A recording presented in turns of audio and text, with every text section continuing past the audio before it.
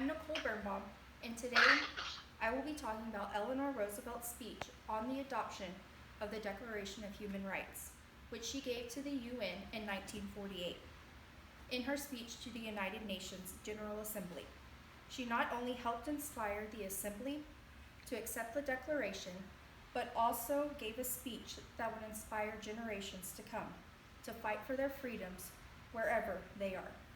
In this speech, I will inform you on Eleanor Roosevelt's life, the time period in which she gave this speech, and how the speech has positively impacted the world.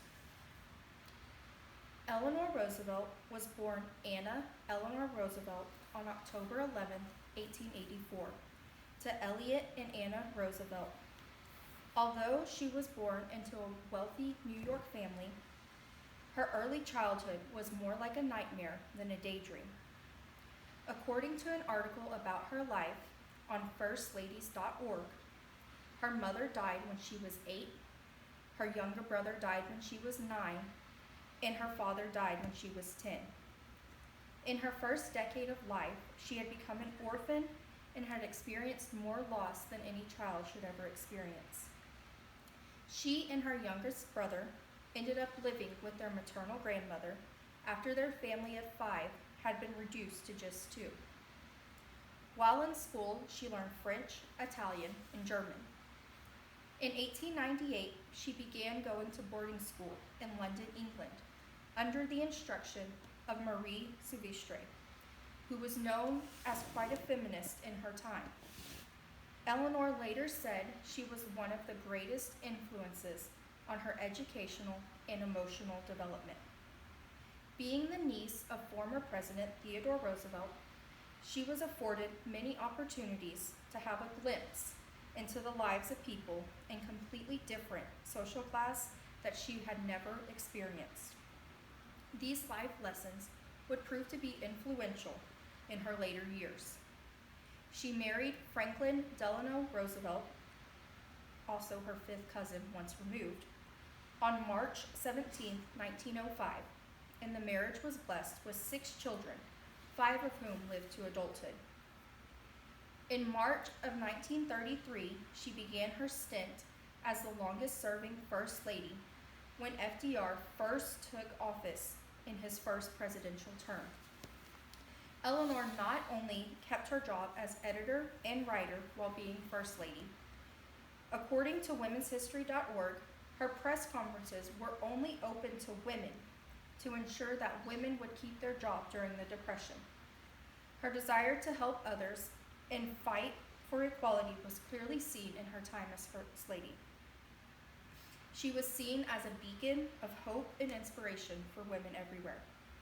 She had become such a political asset that even after FDR died during his 4th term, she remained active in politics, and in 1945, she was the only woman out of 5 delegates that were chosen by President Truman to represent the United States in the United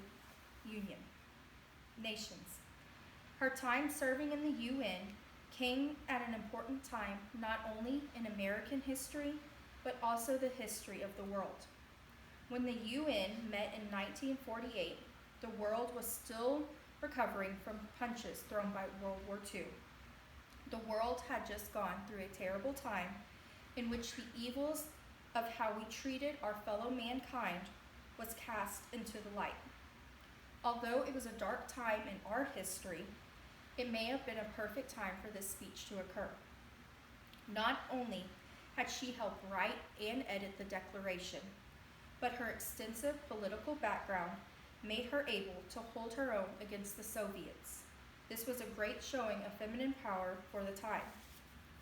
This declaration was the fight for the freedoms that all people deserve to have, no matter what country they were in.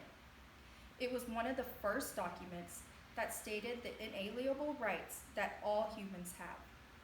It was a huge step at the time, not only because of the amount of people that it included, but because instead of mistreating people because of their race, nationality, or religion, like was often done during World War II, it treated everyone the same, as equals. This speech is still important today and has served as the basis of many international documents that have promoted and protected human rights. In conclusion, I believe that Eleanor Roosevelt not only made a positive impact in 1948 when she gave this speech, but her words are still making a positive impact today. I would like to leave you with this quote from Eleanor Roosevelt. Where, after all, do universal rights begin? In small places, close to home, so close and so small that they cannot be seen on any maps of the world. Unless those rights have meaning there, they have little meaning anywhere. Without concerned citizens' action to uphold them close to home, we shall look in vain for progress in the larger world. I encourage you to be the beacon of freedom in these small places.